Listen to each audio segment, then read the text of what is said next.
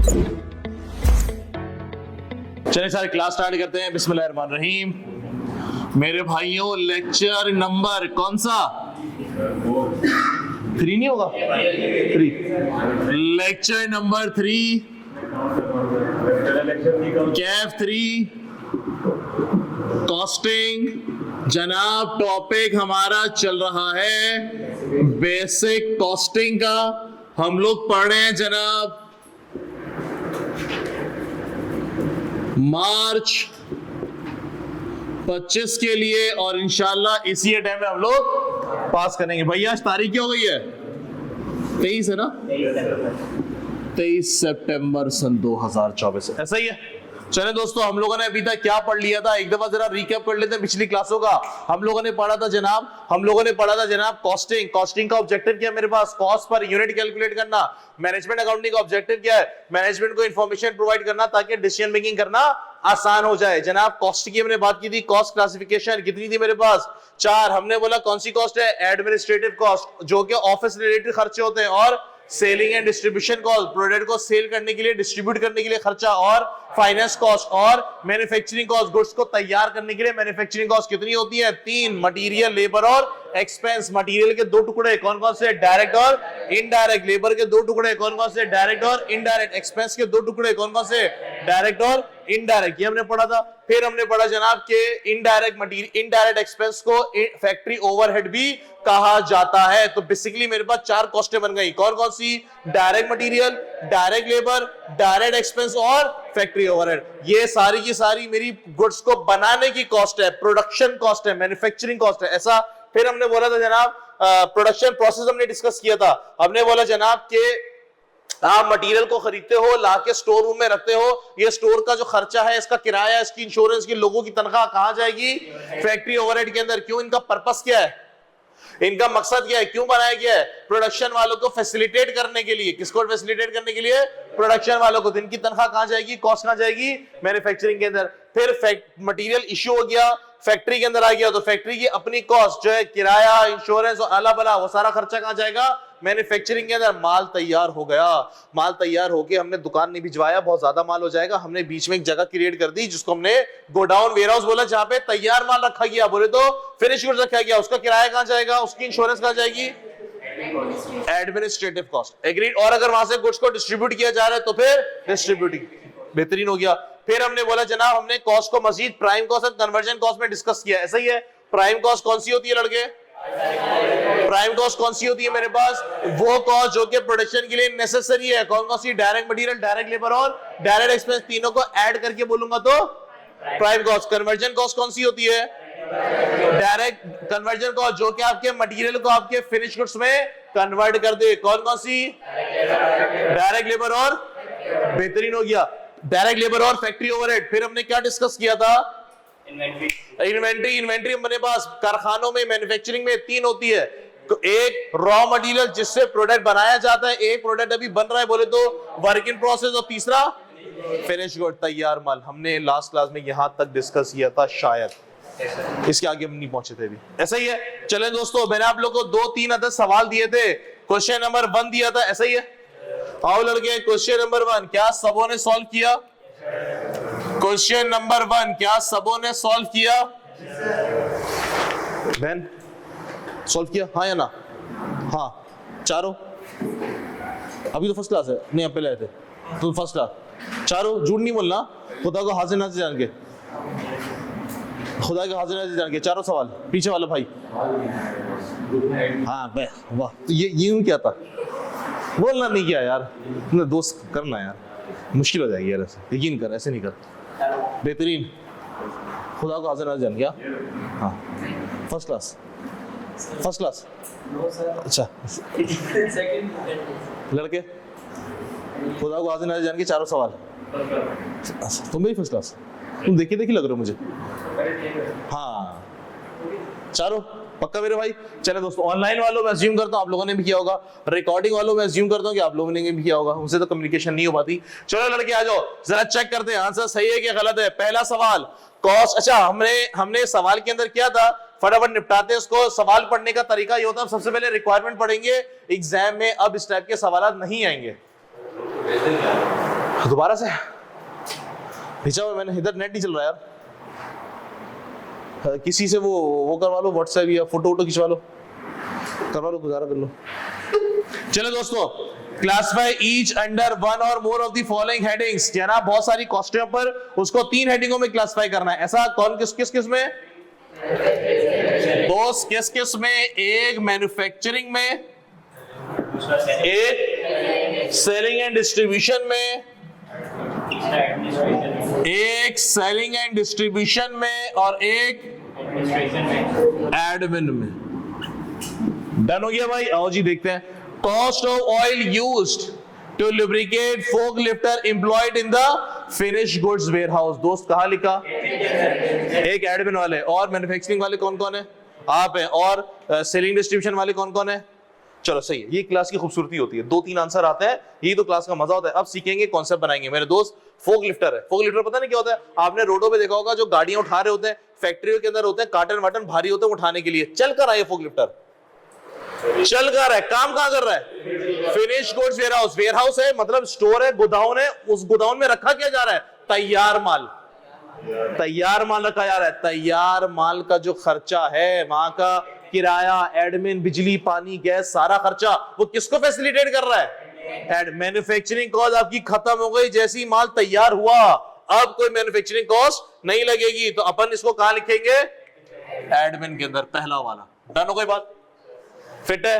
Concept clear हुआ? जिसने गलती की आ गया मेरे दोस्त, गलती होगी दोस्त, 8-10 क्लासों तक होगी, उसके बाद सेट हो जाओगे, उसके बाद सेट हो जाओगे। अगला, salary of the security guard posted in the cash counter located in the Karachi factory. Manufacturing वाला कौन कौन? ओके। एडमिन वाला कौन कौन? कोई तो होगा, दिल बड़ा हो गया, जो सच है वो बोले भाई, कोई पिटाई थोड़ी ना होगी।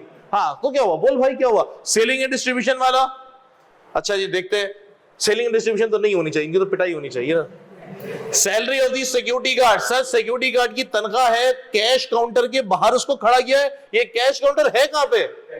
फैक्ट्री के अंदर कैश काउंटर होता है। छोटे बहुत तो कैश होना चाहिए ना, अर्जेंट कोई चीज खराब हो जाए उसके मंगवाने के लिए कुछ तो पैसे फैक्ट्री में होने चाहिए ना भैया। खर्चा किससे रिलेटेड है? मतलब ये जो सिक्योरिटी गार्ड है किसको देखभाल कर रहा है? फैक्ट्री के अंदर कोई काम हो रहा है उसको देखभाल कर रहा है। तो फैक्ट्री ओवरहेड में जो भी खर्चे होते हैं वो कहां जाते हैं? फैक्ट्री के मैन्युफैक्चरिंग के अंदर। बोले तो 2 फिट हो गया। Commission paid to sale representative.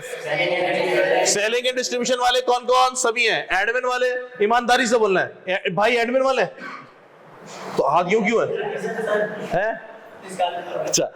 और सेल्स वाला, सेलिंग एंड डिस्ट्रीब्यूशन, सॉरी, और क्या बचा? मैन्युफैक्चरिंग वाला नहीं है। सर क्या सीन है? Commission paid to sale representative, हमने सेल करने वाले को कमीशन दिया।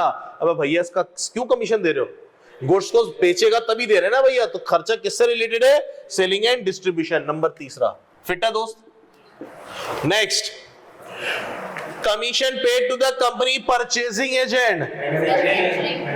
एडमिन वाला कौन कौन? ईमानदारी से ओके दोस्त। मैन्युफैक्चरिंग वाला, सेलिंग डिस्ट्रीब्यूशन वाला, उठा के पटक दो इनको तो सही है भाई। वहां पे डिस्ट्रीब्यूट नहीं, परचेज है। सही तो पढ़, अंग्रेजी तो सही पढ़, हिज्जे करके पढ़, हिज्जे करके पढ़, सही है। सुनो मेरे दोस्तों, आप लोगों ने आईए के अंदर इनकम स्टेटमेंट बनाई थी। इनकम स्टेटमेंट के अंदर तुम लोग क्या करते थे? Opening stock add purchases, transportation add करते थे। क्यों करते थे? सवाल, क्योंकि वो उसको IS2 बोलता था। सही, इन्वेंट्री वाला ये बोलता था कि जनाब परचेज करने से रिलेटेड जो भी खर्चे हैं, किराया है, गाड़ी का रास्ते की इंश्योरेंस है, कोई कमीशन एजेंट को देना पड़ रहा है, वो सारा मटेरियल की परचेज की इन्वेंट्री की कॉस्ट में ऐड होगा। ये बोला था। इन्वेंट्री बोले तो मटेरियल हो रहा है यहाँ पे। मटेरियल क्या चीज है? Manufacturing cost. परचेज करने के लिए ट्रांसपोर्टेशन दी जाएगी, रास्ते की इंश्योरेंस की जाएगी, एजेंट को पैसे दिए जाएंगे, रास्ते की इंश्योरेंस होगी, वो सारी की सारी कॉस्ट मटेरियल की कॉस्ट में ऐड हो जाएगी। मटेरियल है क्या मेरे पास? मैन्युफैक्चरिंग। बोले तो अपन इसको कहां लिखेगा? मैन्युफैक्चरिंग के अंदर चौथा। कहां है भाई? चौथा ये रहा। मानते हो? अगला, ऑडिटर फी। बता दो यार, एडमिन के अलावा कोई है ताकि इसको कॉन्सेप्ट क्लियर करें? नहीं है तो बता दो, कॉन्सेप्ट क्लियर करेंगे। एडमिन यार तो करोगे तुम लोग इंशाल्लाह जिंदगी में। 3.5 साल का रगड़ा इसमें लगेगा। सुबह जाओगे, रात में सोने के लिए घर आओगे, फिर सुबह पहुंच जाओगे। 3.5 साल ऐसे गुजरेंगे, बोलो इंशाल्लाह आमीन आमीन। हाँ ये भी जरूरी है। Insurance expense on the finish goods, लड़के एडमिन वाला कौन कौन, एडमिन के अलावा कौन कौन दोस्त, इंश्योरेंस कहाँ की हो रही है, तैयार माल की, माल तैयार हो गया मैन्युफैक्चरिंग कॉस्ट नहीं दोस्त, कहाँ जाएगा ये, एडमिन के अंदर, बोले तो छठा एडमिन, छठा एडमिन। ठीक है दोस्त, आगे cost of packing cotton, manufacturing के अलावा कौन कौन, ईमानदारी से, ईमानदारी से, कहां लिखा दोस्त, सेलिंग में, आप बताइए बहन, सेलिंग में क्यों, सेलिंग में क्यों,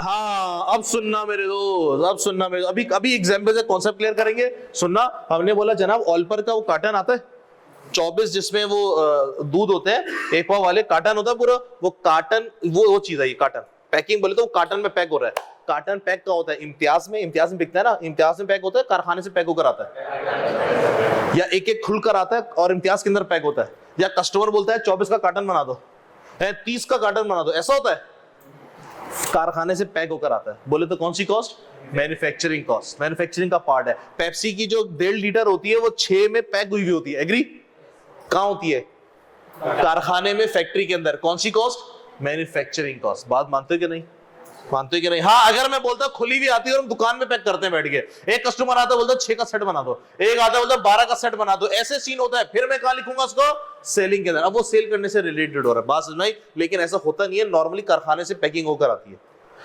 दुकान में थोड़ी ना पैकिंग मशीन लगाएंगे, वो कार्टन में पैक करने की भाई एक मशीन होगी, छोटी मोटी एक मशीन होगी, लेकिन वो होगी मशीन, ऐसा ही है। तो जनाब इसको अपन कहां लिखेंगे, मैन्युफैक्चरिंग, बोले तो 7वां मैन्युफैक्चरिंग,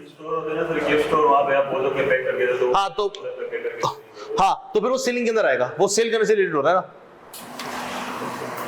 आगे दोस्त, cost of protective clothing for machine operator, चीज क्या है ये, अंग्रेजी है थोड़ी, हाँ चीज क्या है, हाँ लेबर, समटाइम ऐसा होता है कुछ फैक्ट्रियां, कुछ मशीनें ऐसी होती है थोड़ी खतरनाक होती है, तो लेबर को कुछ कपड़े पहना दिए जाते हैं ताकि उनको करंट वरंट ना लगे, ऐसी होती है खतरनाक, टोपी ओपी करंट, वो जो कपड़े हैं जनाब वो कौन सी कॉस्ट के अंदर जाएगी, मैन्युफैक्चर, लेबर को पहनाया जा रहा है तो मैन्युफैक्चरिंग के अंदर, कौन सा भैया नंबर, 8वां नंबर मैन्युफैक्चरिंग में, 8वां नंबर मैन्युफैक्चरिंग में, ठीक हो गया दोस्त। आगे cost of stationery, use in the labour in factory, stationery है, कागज कलम वगैरह इस्तेमाल कहाँ हो रहा है, फैक्ट्री के अंदर, तो दोस्त कहां जाएगा ये, मैन्युफैक्चरिंग के अंदर।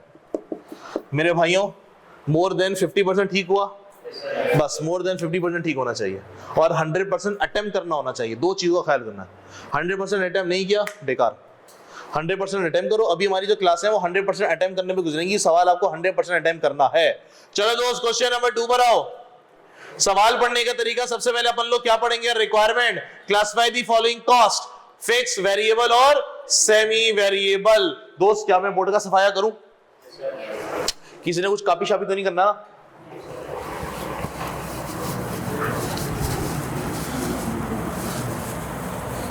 चलो मेरे भाइयों क्वेश्चन नंबर 2, किस किस में क्लासिफाई करना है, वेरिएबल, फिक्स और variable cost, semi variable cost और फिक्स कॉस्ट, ठीक हो गया।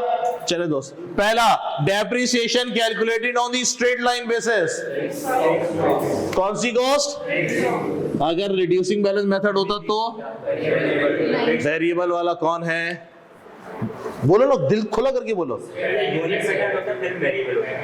रिड्यूसिंग बैलेंस मेथड में वेरिएबल वाला कौन है, सुने सुने, वेरिएबल की अबे ये तुमने पढ़ी नहीं, वेरिएबल फिक्स कॉस्ट पढ़ी हमने, oh I am sorry, I am sorry, I am sorry, I am sorry, question number 3, I am sorry, नहीं नहीं नहीं, जब कॉन्सेप्ट नहीं पढ़ा तो फिर तो नहीं होगा ना क्लियर, छोड़ दो छोड़ दो, अभी अभी अभी कवर हो जाएगा, 15 मिनट बाद फिर दोबारा इस पे आ जाएंगे, सॉरी सॉरी सॉरी, ये मुगालते में जज्बात में आके मैंने सवाल दे दिया होगा, हाँ ये टैलेंट होना चाहिए, ये टैलेंट होना चाहिए,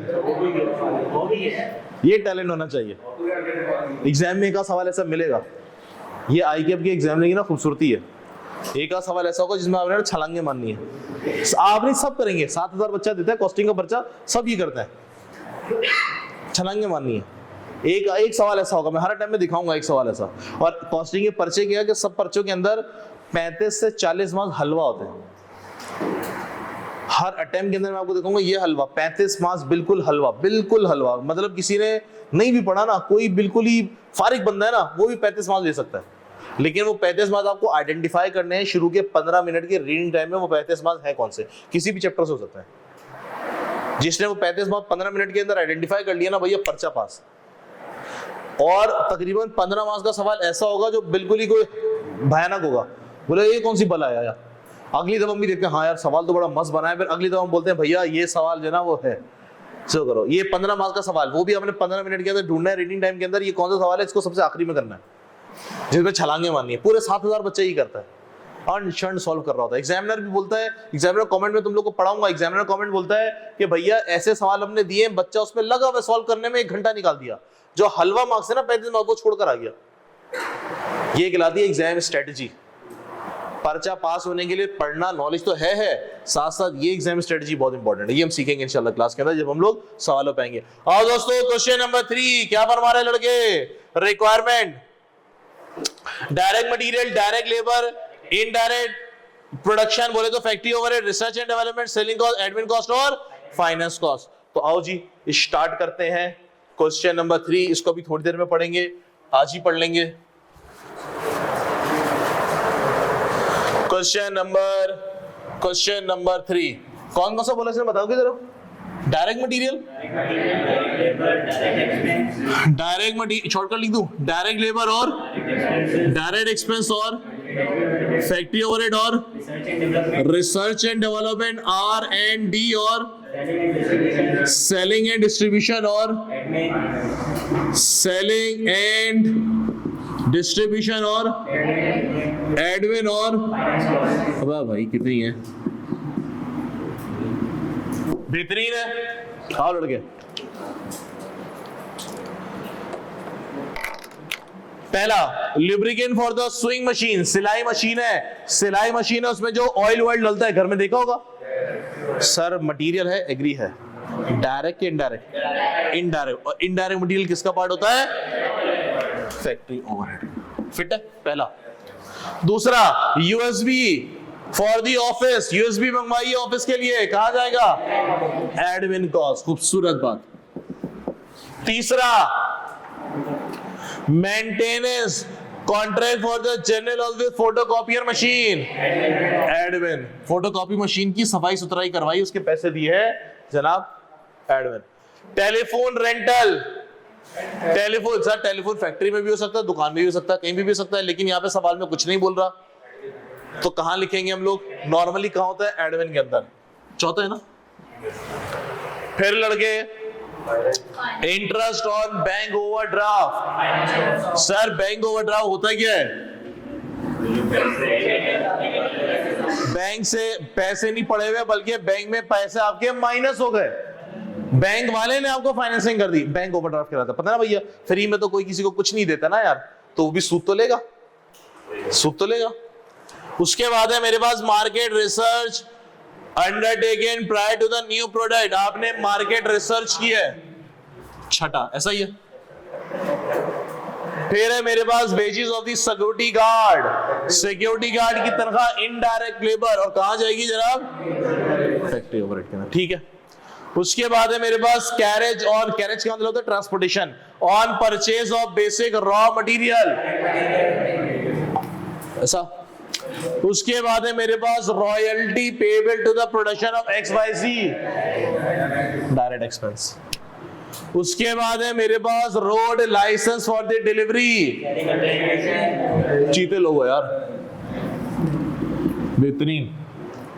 उसके बाद है मेरे पास parcel send to the customer, selling end, बेहतरीन।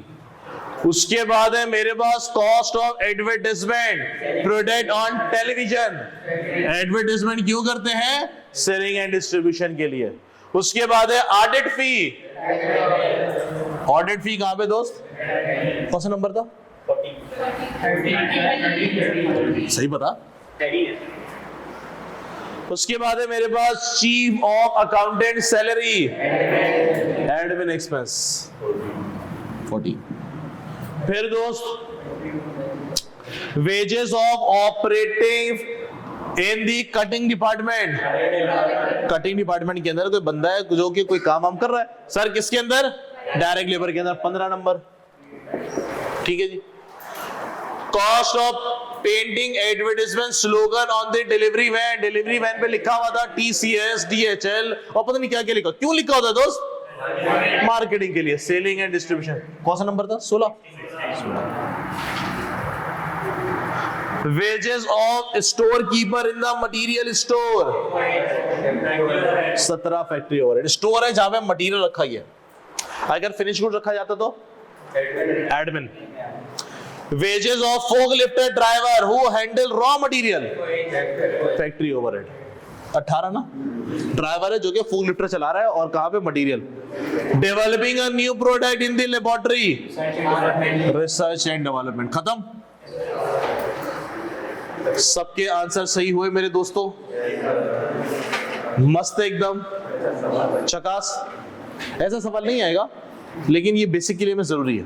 पुराने जमाने में आता था, पुराने जमाने सन 2000 सन 2004 5 उस जमाने में आता था। आसान पेपर होते थे उस जमाने में, अब थोड़े मुश्किल हो गए।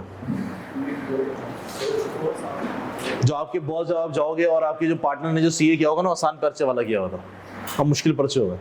चले दोस्त, question number 4। Requirement classify each account under one और more of the following headings. Manufacturing में, सेलिंग में और एडमिन के अंदर। चले भाई बोर्ड का सफाया करें, बोर्ड का सफाया करें। Question number 4।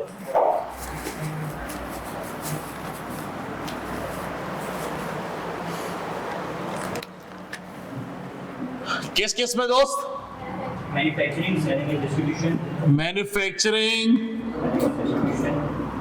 Selling and distribution और एडमिन।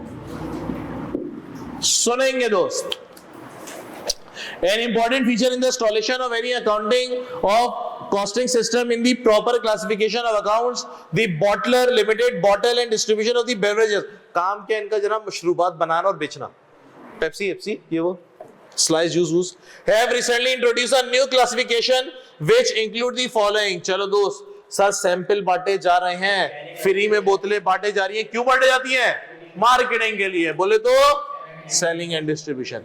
दूसरा चीनी, मैन्युफैक्चरिंग। भैया बोतल के अंदर चीनी डलती है ना भाई, मैन्युफैक्चरिंग है, मटीरियल है। फैक्ट्री की तनख्वाह, मैन्युफैक्चरिंग। खूबसूरत बात।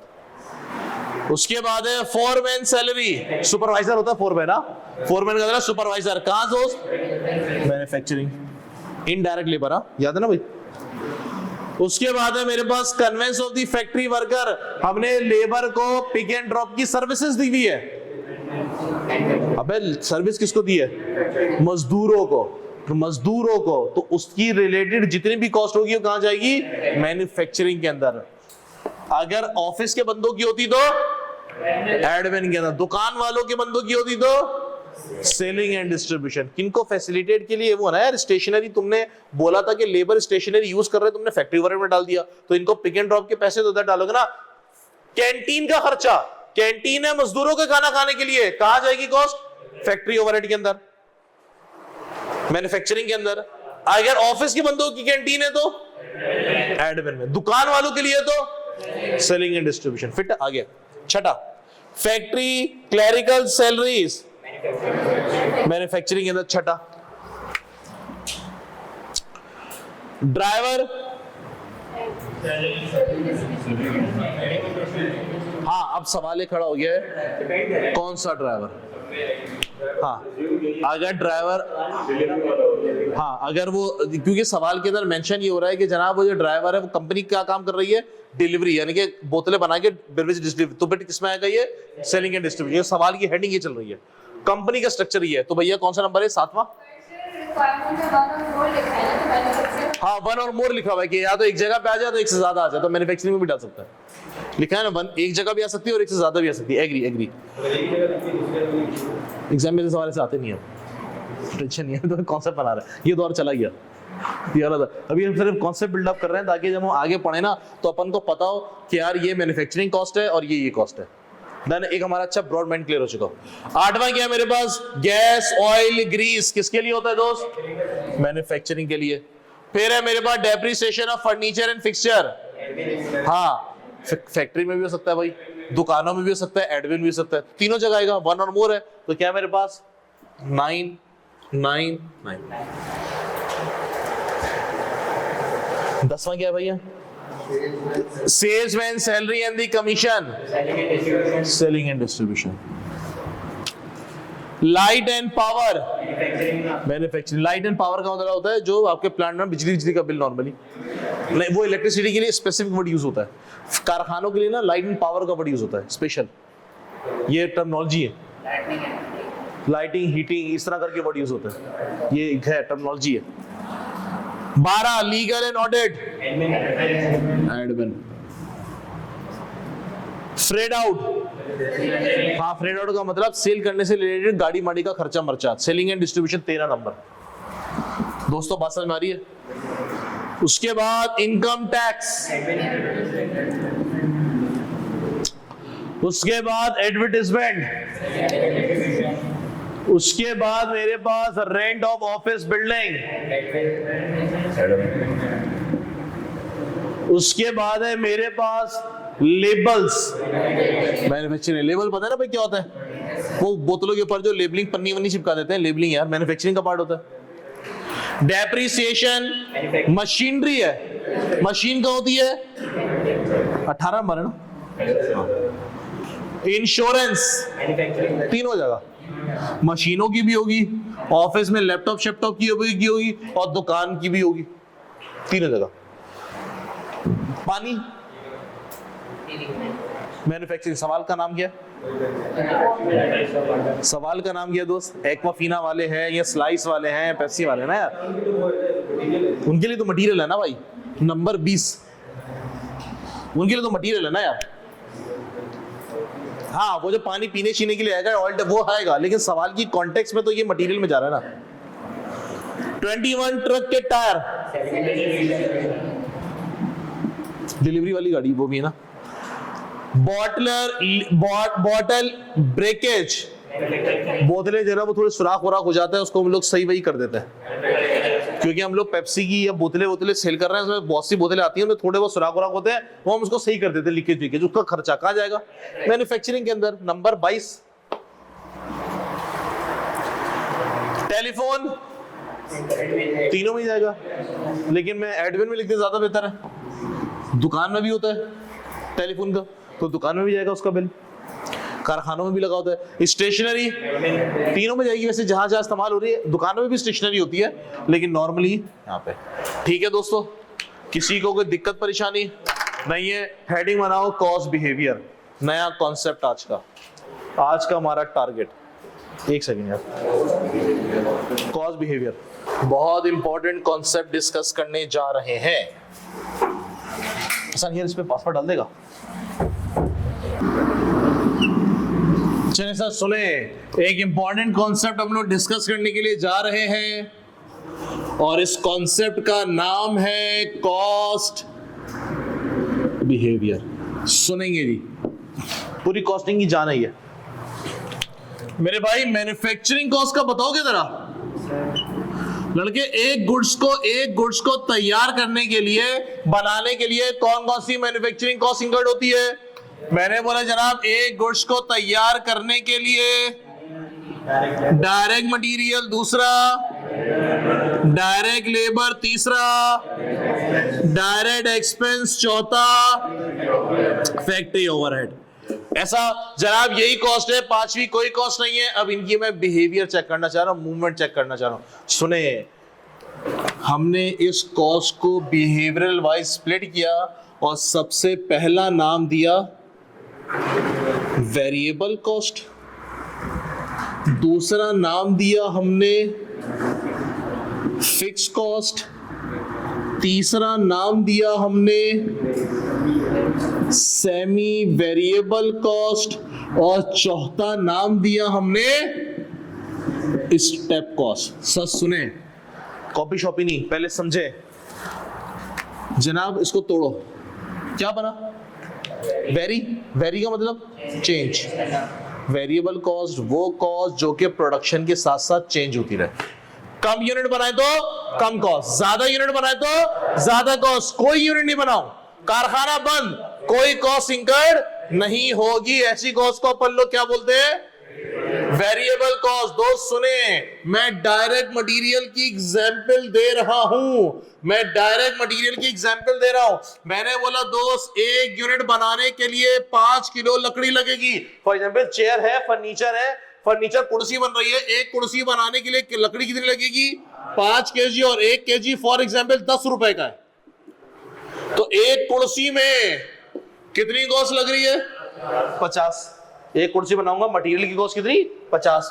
2 बनाऊंगा तो 100, 3 बनाऊंगा तो 150, 10 बनाऊंगा तो 500, 100 यूनिट बनाऊंगा तो 5000, 1000 यूनिट बनाऊंगा तो 50,000। कोई यूनिट नहीं बनाऊंगा, फैक्ट्री बंद है, कोई ऑर्डर नहीं आया, 2-3 महीने के लिए घूमने फिरने चले गए। कितना मटेरियल, कितनी लकड़ी खर्च होगी? 0। कम यूनिट बनाए तो कम कॉस्ट, ज्यादा यूनिट बनाए तो ज्यादा कॉस्ट। कोई यूनिट नहीं बनाऊंगा तो कोई कॉस्ट इंकर्ड नहीं होगी। ऐसी कॉस्ट को अपन लोग क्या बोलते हैं? Variable cost. क्या बात समझ में आई? डेफिनेशन दोस्त, डेफिनेशन की अगर अपन बात करें, टोटल कॉस्ट डेफिनेशन में क्या लिखूंगा? Change with production. क्या लिखूंगा मैं? Change with. कम यूनिट बनाएंगे तो कम कॉस्ट, ज्यादा यूनिट बनाएंगे तो ज्यादा कॉस्ट। कोई यूनिट नहीं बनाऊंगा तो कोई कॉस्ट इंकर्ड नहीं होगी। अभी कॉपी नहीं करेंगे दोस्त, समझेंगे। कॉपी करने के लिए अपन टाइम देगा। Logic clear? सुने, मैंने बोला जनाब एक यूनिट बनाने पे कितनी कॉस्ट आई है? 50 रुपए divided by 1 unit. Per unit कितना? 50। 2 यूनिट पे कितनी कॉस्ट है? पर यूनिट कितना? 50। 150 की कॉस्ट आई है कितना यूनिट के लिए? पर यूनिट कितना? 50। 50,000 की कॉस्ट आई है कितना यूनिट के लिए? 1000। पर यूनिट के लिए कितना?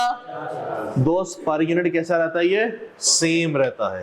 पर यूनिट कैसा रहता है? कांस्टेंट रहता है। लॉजिकली अनलेस एंड अनटिल के सप्लायर डिस्काउंट ना दे, 2 मिनट के लिए डिस्काउंट को हटा दो। तो जनाब मैं इसकी एक और डेफिनेशन लिखना चाहूं पर यूनिट के हिसाब से, तो मैं क्या लिखूंगा?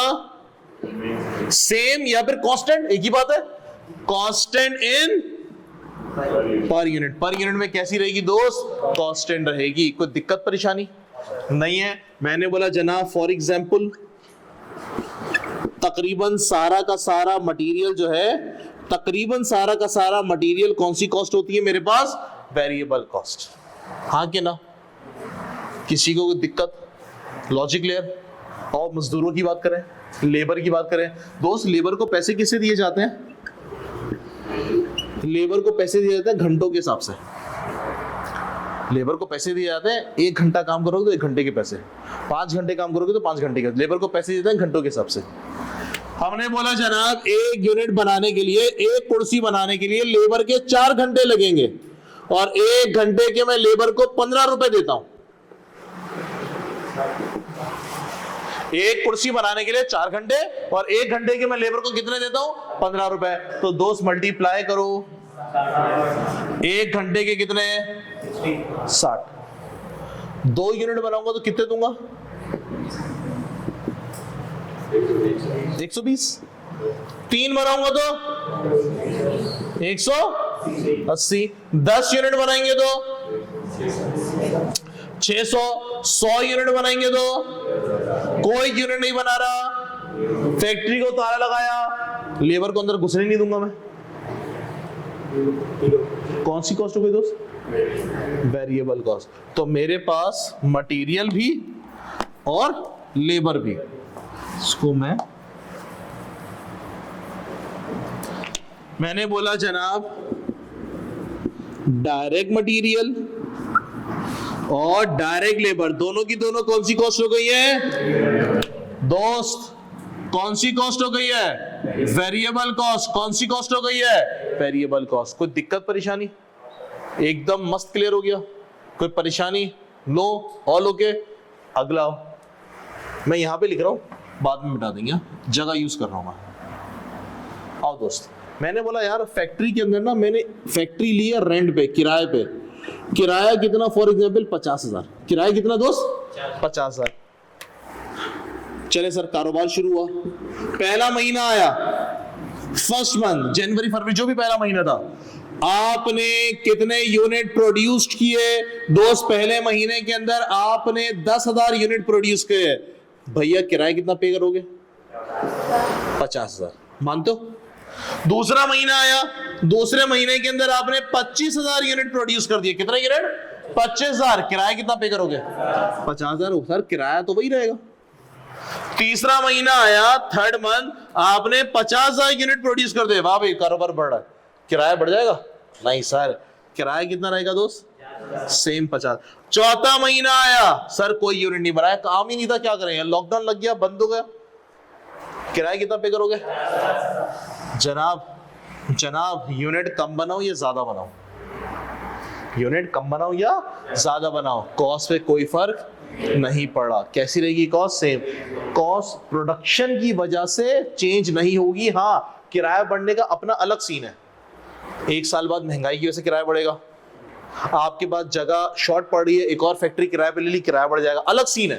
प्रोडक्शन के साथ चेंज नहीं होगी। तो मैं क्या बोलूंगा, फिक्स कॉस्ट की डेफिनेशन में, जनाब मैं अगर टोटल कॉस्ट लिखना चाहूं तो मैं क्या बोलूंगा? टोटल कॉस्ट के अंदर क्या लिखूंगा? कांस्टेंट या नो चेंज?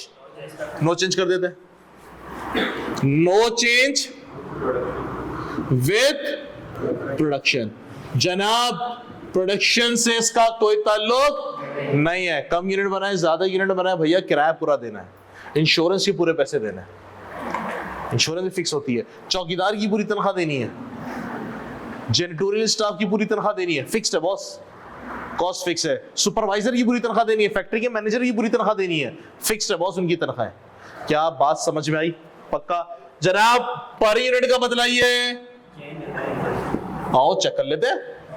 आओ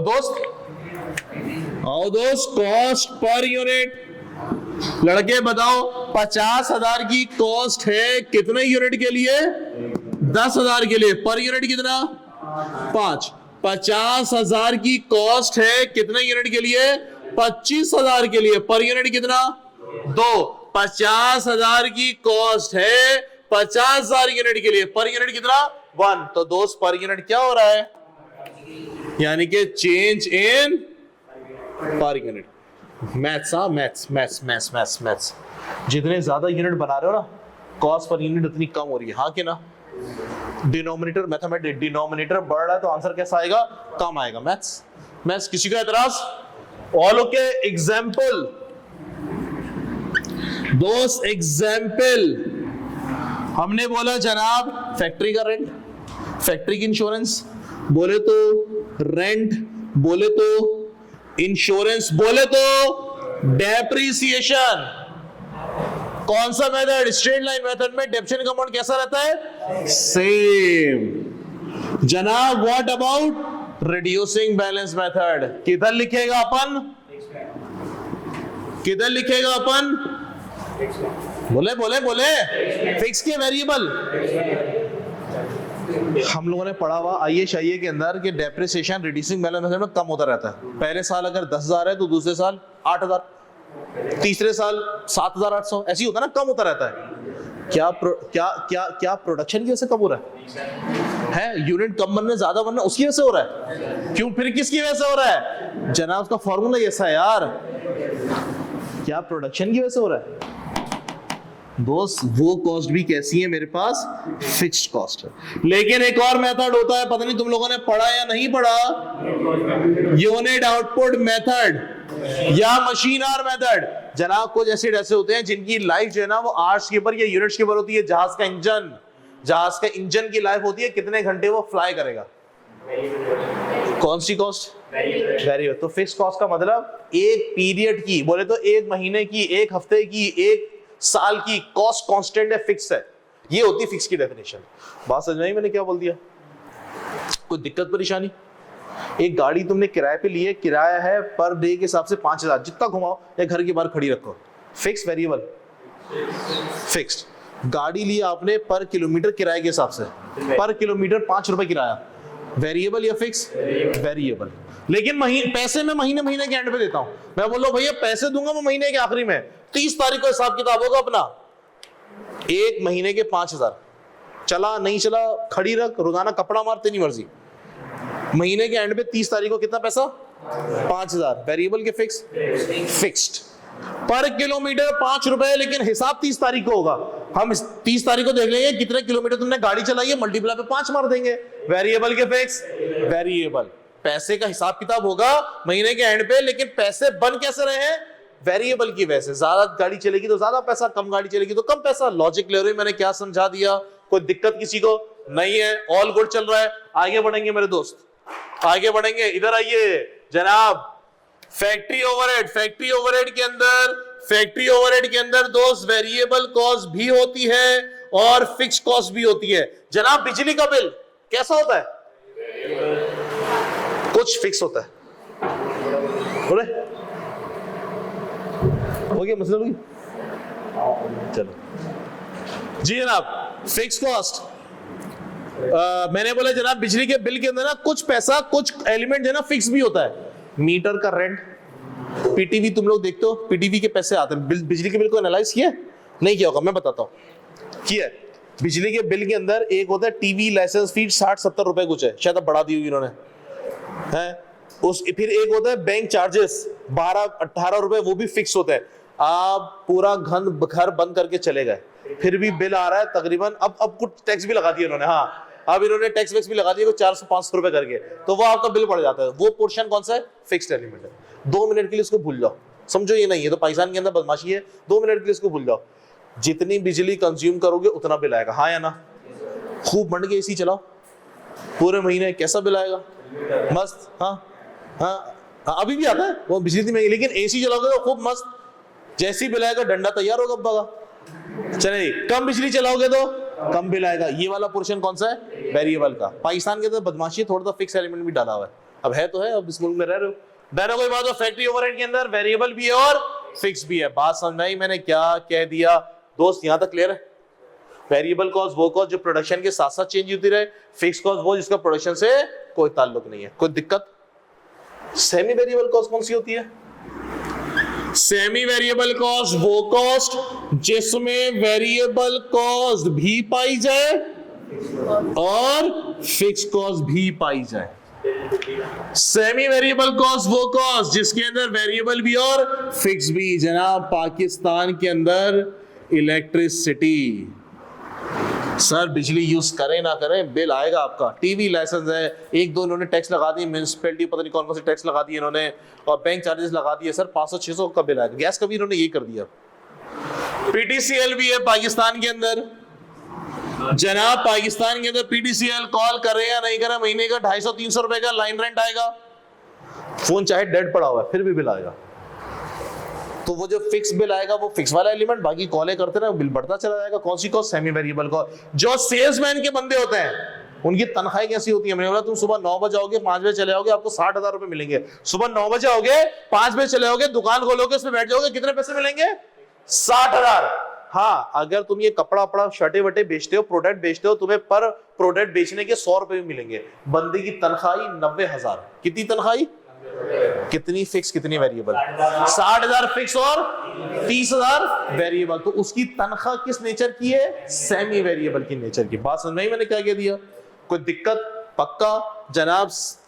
सेमी वेरिएबल कॉस्ट में वेरिएबल को अलग करना, फिक्स को अलग करना। वेरिएबल को अलग करो, फिक्स को अलग करो। शॉर्टकट लिख रहा हूं मैं, वेरिएबल कॉस्ट और फिक्स कॉस्ट को सेपरेट करने के लिए हमारे पास एक मेथड है जिसको हम लोग बोलते हैं हाई लो मेथड। बात समझ में आई? आसान है, पढ़ेंगे, बेसिक के अंदर ही कवर कराएंगे, ताकि जब हम मेन सवालात करें, ये अलग से इसका सवाल नहीं आता, हाई लो का सवाल के अंदर घुसा हुआ होता है, और बोलता भी नहीं है कि हाई लो मेथड अप्लाई करो, इतना खबीस है वो। आपको डेटा देख के खुद समझना होता है कि हाई लो मेथड लगेगा इसमें। बोल देगा तो जिंदगी में, बोलता भी नहीं, इतना खबीस है। बोलेगा सवाल पढ़ो, खुद आइडेंटिफाई करो। अब क्या करें, है तो है भाई, तुम्हारा नसीब है। तो जनाब मेथड को अलग, इसको हम क्या बोलते हैं, high low method. Logic clear जनाब? अब मेरे को ये मिटाने का ताकि मैं स्टेप कॉस्ट के ऊपर बात कर सकूं, मेरे को ये मिटाने का ताकि मैं स्टेप कॉस्ट के ऊपर बात कर सकूं। तो आप एक काम करिए, आप पहले पेज में ये कॉपी करने के बजाय पहला पेज खाली छोड़ दें, दूसरे पेज के अंदर 1, 2 और ये 3 एग्जाम्पल लिखें, फिर मैं इसको मिटाऊंगा, फिर मैं स्टेप कॉस्ट भर दूंगा, फिर आप लोग कॉपी करिएगा पूरा। बस नहीं, मैंने क्या बोला? चलो मेरे भाई सुने भैया, वेरिएबल कॉस्ट वो कॉस्ट जो कि प्रोडक्शन के साथ साथ चेंज होती रहे। एग्जाम्पल सुनो सुनो सुनो, बिजली बनाते हम लोग खुद से, शादी हॉल वाले जनरेटर से बिजली चलाते हैं, बनाते हैं, पता है, एग्री? जनरेटर के अंदर जो फ्यूल लगेगा वेरिएबल कॉस्ट के फिक्स कॉस्ट है जी, वेरिएबल कॉस्ट। कम जनरेटर चलाएंगे तो कम, ज्यादा चलाएंगे तो ज्यादा। इवन दो एसी बीसी चलाएंगे तो ज्यादा फ्यूल खर्च होगा, पंखे चलाएंगे तो कम होगा। जनरेटर मैंने किराए पे लिया, रेंट पे, रेंट है 5,000 रुपए पर डे, वेरिएबल के फिक्स कॉस्ट। एग्री करते हो? एग्री करते हो? चलो जी, कॉन्सेप्ट क्लियर है, इसका मतलब है। चले मेरा भाई, स्टेप कॉस्ट की बात करते हैं। सर सुने, स्टेप कॉस्ट मेरी फिक्स कॉस्ट ही है, स्टेप कॉस्ट मेरी फिक्स कॉस्ट ही है, इसको हम लोग स्टेप फिक्स कॉस्ट भी कहते हैं, इसको हम लोग स्टेप फिक्स कॉस्ट भी कहते हैं। सुनेंगे सुनेंगे बहुत तरीके से। जनाब आपने एक फैक्ट्री ली, उस फैक्ट्री का रेंट था 50,000 रुपए। एक फैक्ट्री हमने किराए पे ली, उसका रेंट कितना था? 50,000 रुपए। अच्छा जी, सर सुने, मैं 10,000 यूनिट बनाऊंगा, रेंट कितना पे करूंगा? 50,000। 20,000 यूनिट बनाऊंगा, रेंट कितना? 90,000 यूनिट बनाऊंगा, रेंट कितना? 5 लाख यूनिट बनाऊंगा, रेंट कितना? 10 लाख यूनिट बनाऊंगा, रेंट कितना? 1 करोड़ यूनिट बनाऊंगा, रेंट कितना? ये महीने के किराया, महीने के यूनिट बनने, महीने के 1 करोड़ यूनिट बनाऊंगा, रेंट कितना? महीने के मैं 10 करोड़ यूनिट बनाऊंगा, रेंट कितना? महीने के मैं 10 अरब यूनिट बनाऊंगा, रेंट कितना? भाई कैसी बातें कर रहे हो? एक कैपेसिटी होगी ना, एक जगह होगी ना। चलो आपने 24 घंटे की 8-8 घंटे की 3 शिफ्टें भी लगा ली, तब भी यार एक कैपेसिटी होगी ना भाई, है जी, तभी कैपेसिटी होगी। ऐसी थोड़ी अरबों यूनिट बन रहे हैं यार, एक जगह होगी। हमने बोला जनाब बिल्कुल जगह है, बिल्कुल जगह है। इस जगह की जो कैपेसिटी है, इस जगह की जो कैपेसिटी है वो फॉर एग्जांपल 1 लाख यूनिट बनाने की है। कितने यूनिट बनाने की है दोस्त? चलो फिर से, फिर से 10,000 यूनिट बनाए एक महीने में, रेंट कितना? 40,000 यूनिट बना, रेंट कितना? 90,000 यूनिट बना, रेंट कितना? 1,01,000 यूनिट का ऑर्डर आया, 1,000 को मना कर दिया, 1 लाख बना लिए, जगह ही नहीं थी भाई। अगले महीने 1,05,000 का यूनिट आया, 5,000 मना कर दिए, 1,000 बना लिए। हमने बोला भैया कारोबार तरक्की कर रहा है, ग्रो कर रहा है कारोबार, क्या करेंगे? एक और फैक्ट्री किराए पे ले लेंगे। जी दोस्त, ये थी मेरी फैक्ट्री नंबर 1, मैंने एक और फैक्ट्री रेंट पे ले ली। जनाब इस फैक्ट्री का रेंट कितना था? रुपीस। इस फैक्ट्री का रेंट था 50,000। एक और मैंने फैक्ट्री ली, इसका किराया था जनाब फॉर एग्जांपल 80,000। थोड़े महंगा मिला, क्या करें, महंगा मिला। और इसकी जो कैपेसिटी थी वो सिर्फ 60,000 यूनिट बनाने की थी। हाँ खैर है, क्या करे, किराए का ताल्लुक इससे भी होता है कि यार कॉर्नर का प्लॉट है, हवा आती नहीं आती, ऐसे नहीं होता। अगर ये फैक्ट्री कारखाने की बात कर रहे हैं तो जनाब हाईवे के करीब है या नहीं है, ट्रांसपोर्टेशन बचेगी नहीं बचेगी, पानी वानी आता नहीं आता, बहुत सारी चीज दिखी जाती है ना यार, बहुत सारी लोकेशन, बहुत सारी चीज दिखी जाती है। चलो दोस्त फिर से 90,000 यूनिट का ऑर्डर आया, रेंट कितना? 1 लाख यूनिट का, रेंट कितना? 1,01,000 यूनिट का ऑर्डर आया। हमने बोला जनाब कारोबार तरक्की कर रहा है, दूसरी फैक्ट्री किराए पे ले लो। अब तुम्हारा किराया टोटल कितना हो चुका है? 1,30,000। और अब तुम कितने यूनिट बना सकते हो? फिर अगले महीने 1,40,000 यूनिट का ऑर्डर आया, रेंट कितना पे करोगे? यानी के 0 से लेके 1 लाख यूनिट तक तुमने एक फैक्ट्री किराए पे रखी थी और रेंट कितना पे कर रहे थे दोस्त? 50,000। इसका नाम दिया तुमने फैक्ट्री नंबर 1। फिर कारोबार बढ़ा, आपने दूसरी फैक्ट्री भी किराए पे ले ली, फैक्ट्री नंबर 2। सर इसका रेंट कितना? 80,000। इसका रेंट हो गया 80,000। तो भैया टोटल किराया कितना? टोटल किराया कितना? 1,30,000। और टोटल इसके कितने हिसाब किताब? 60,000। टोटल कितने यूनिट बनेंगे? यानी के ये फिक्स कॉस्ट ये है, लेकिन एक सर्टेन लेवल ऑफ एक्टिविटी तक सेम है, लेकिन उसके बाद एकदम से कॉस्ट बढ़ जाएगी और फिर काफी अरसे तक कांस्टेंट रहेगी 1,60,000 तक। अब आपके पास 1,65,000 यूनिट का ऑर्डर आया, क्या करेंगे? कारोबार बढ़ रहा है, क्या करेंगे दोस्त? तीसरी फैक्ट्री किराए पे लगेंगे, फिर एकदम से रेंट बढ़ गया। तो ये कॉस्ट कौन सी कहलाती है मेरे पास? स्टेप कॉस्ट की डेफिनेशन क्या हुई? स्टेप कॉस्ट की डेफिनेशन क्या हुई? Constant at certain level of activity या प्रोडक्शन, उसके बाद एकदम से बढ़ जाएगी। तो दोस्त स्टेप कॉस्ट और वेरिएबल कॉस्ट एक ही नहीं हो गई? दोस्त स्टेप कॉस्ट और वेरिएबल कॉस्ट एक ही नहीं हो गई? स्टेप कॉस्ट और वेरिएबल कॉस्ट एक ही नहीं हो गई?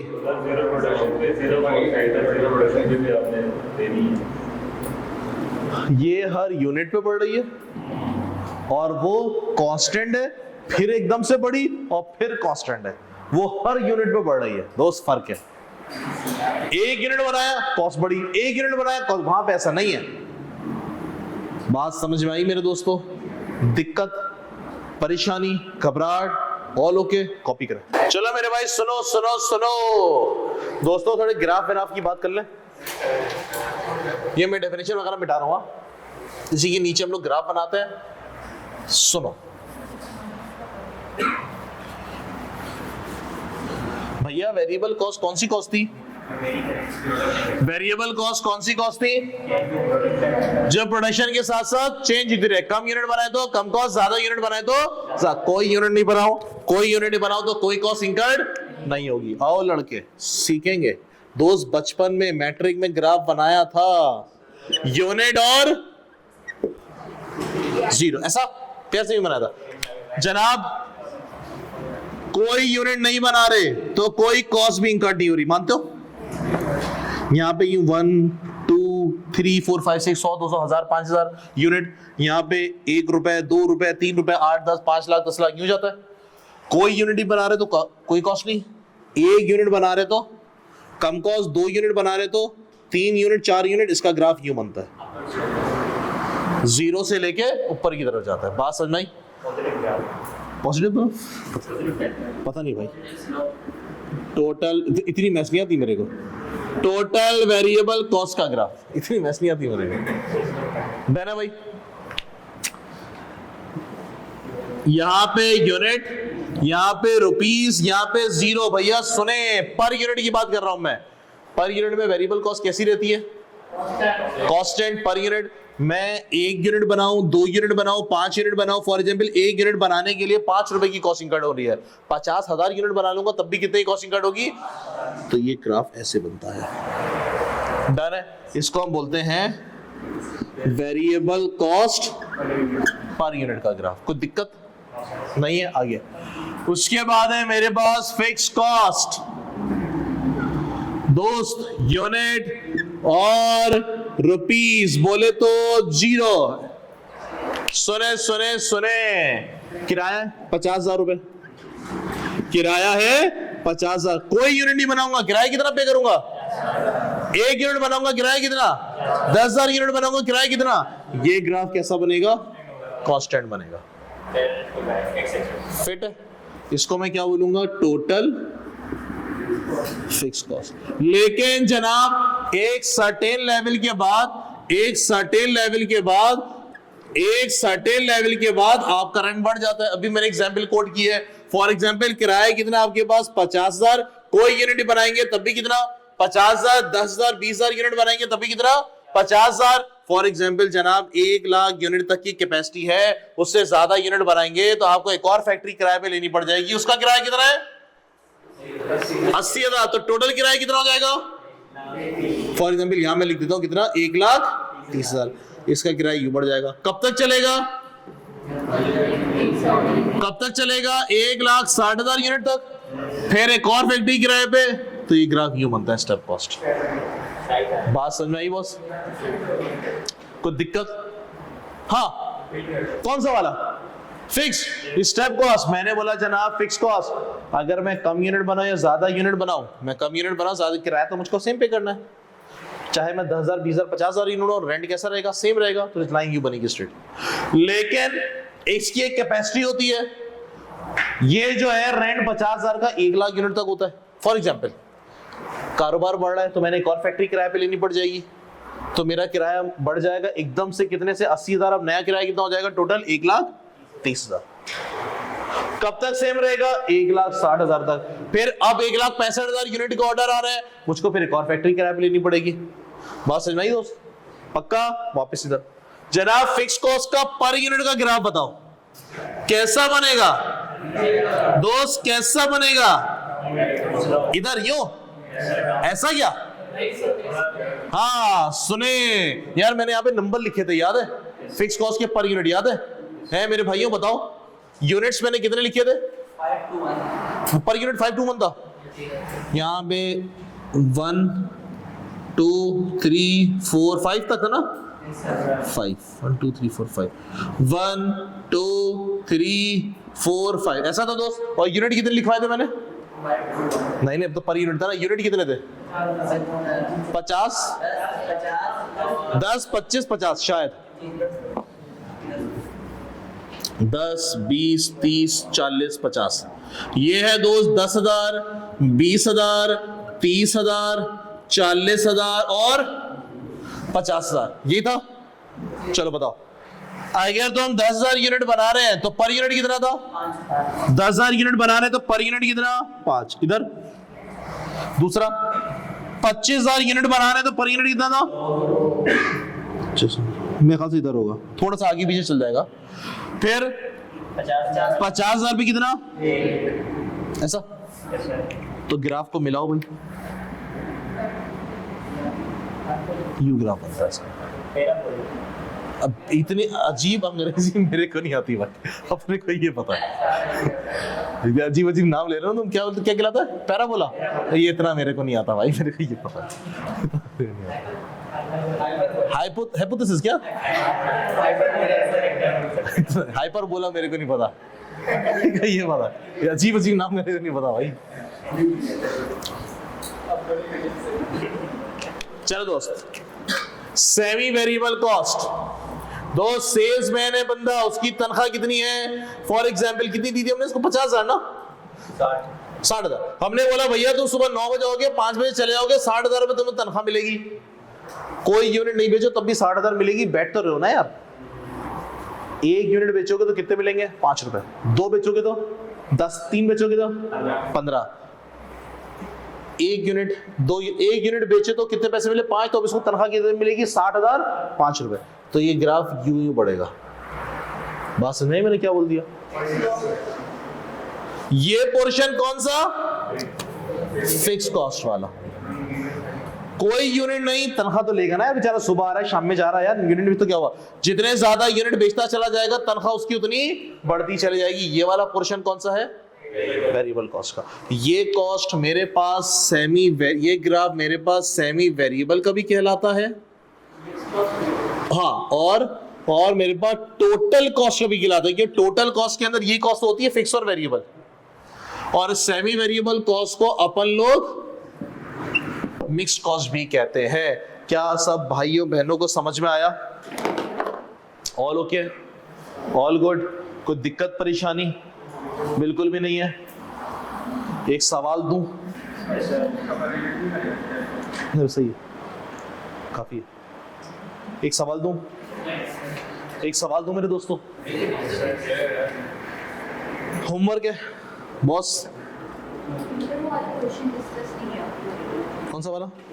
हाँ, अब वो कर लेंगे आप लोग, अब कल करेंगे डेफिनेटली नेक्स्ट क्लास के अंदर। तो जनाब होमवर्क है अब आप लोगों का सवाल नंबर 3 और सवाल नंबर 15। 2 होमवर्क के सवाल हैं। क्वेश्चन नंबर 3 और क्वेश्चन नंबर 15। मेरे दोस्तों 15 में आपको दिक्कत होगी, मैं कह रहा हूं 15 में आपको दिक्कत होगी, मैं कह रहा हूं। लेकिन मेरा मकसद सिर्फ आप लोग को इस पोजीशन में लाके खड़ा करना है कि कुछ समझ में नहीं आ रहा फिर भी अटेम्प्ट कर लो। कलम करेंगे, सही है, आधा भी सही हुआ ना, बहुत बड़ी अचीवमेंट है। इसमें दिक्कत होगी तुम्हें, माना, एग्री, लेकिन है बहुत आसान सवाल। वो इसलिए तुम्हें दिक्कत होगी क्योंकि मैंने भी कोई सवाल कराया नहीं, मैंने सिर्फ थ्योरी पढ़ा दी है, मैंने इसे थ्योरी पढ़ा दी। तो मैं आप लोगों को कॉन्फिडेंस बिल्डअप करना चाह रहा हूं कि भैया सवाल अटेम्प्ट कैसे करें। आधा सही होगा ना, बहुत बड़ी अचीवमेंट है। शुरू कैसे करें वो तुम लोग को आ जाएगा। सवाल कॉस्टिंग में सबसे बड़ी परेशानी होती है शुरू कैसे करें, सवाल वो तुम लोग को आ जाएगा। डन है दोस्त, तो आज की क्लास को हम यहीं तक रखते हैं, फिर इंशाल्लाह आपसे कल मुलाकात होगी। खुदा हाफिज।